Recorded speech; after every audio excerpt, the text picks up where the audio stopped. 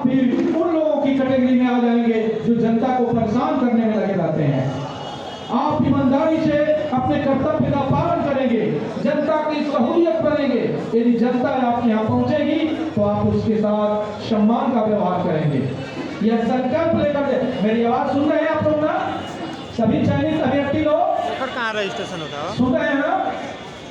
तो ये ध्यान रखिएगा, इस देश को बदलना है अपनी ईमानदारी से। मैं भी शिक्षक भी हूँ, मेरे बच्चे कहते हैं कि यहाँ गलती हो रहा है, यहाँ भ्रष्टाचार हो गया है, तो मैं कहता हूँ कि बच्चों, इस भ्रष्टाचार को खत्म करना है तो उन पदों पर पहुँचना है।